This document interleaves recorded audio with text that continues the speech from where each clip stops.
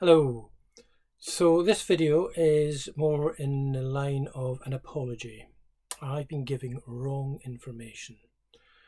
And it's not that I hadn't done my due diligence as such, I just didn't do it in the way that I probably should have done. And I'm talking about the monies that school get prior to an educational health plan being put in place for SEN children.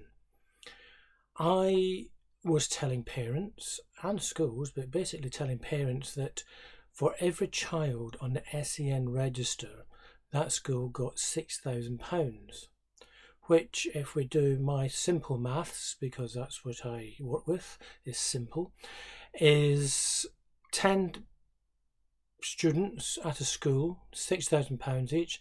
That school would get £60,000.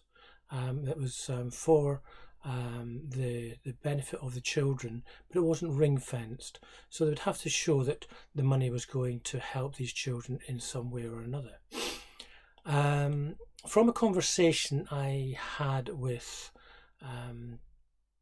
a family connection, I was relaying this information that I thought it was really poor that certain schools wouldn't meet the need, particularly when they got the £6,000, and some of the help that can be put in place wouldn't even reach that amount if they did it properly.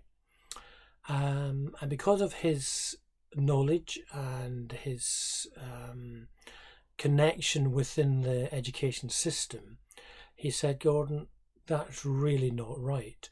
Schools have to fund the first £6,000 themselves. It doesn't come from any SEN payments. What it is called is a nominal fee, which they have to pay the first £6,000 before the local authorities will pay out.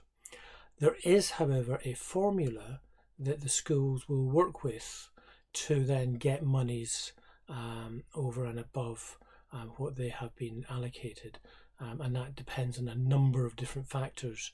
But the simple fact is, I've been giving parents wrong information, and information that schools get £6,000 for their child.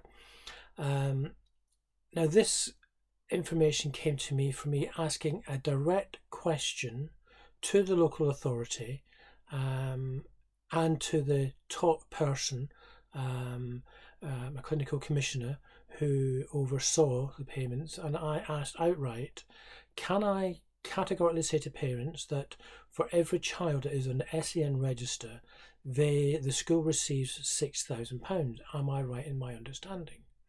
And the reply was yes. So I didn't feel I had any real need to challenge that any further.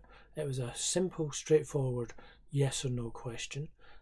They agreed yes, I was right in my thought process and my understanding, and that's what I've been delivering.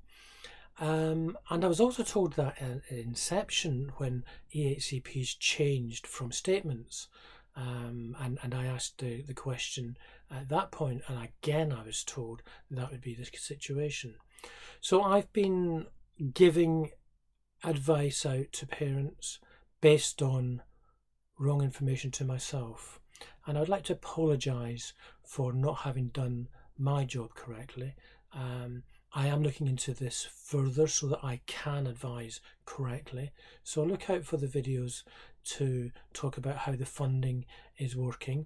I've been tasked with finding out a little bit more information and what sort of funding schools are getting in Lincolnshire, so I am working on that, and I am going to be asking the right people the right questions yet again, and getting them to qualify, followed up by my own investigations as well.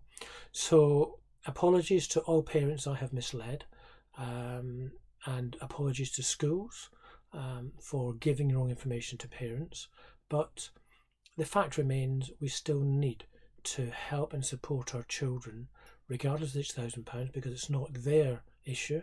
It is a funding issue, but it's not the children's issue, and they shouldn't suffer because of a way of funding formulae that may not work to the benefit of the school, and in some cases to the detriment, which is why we may not.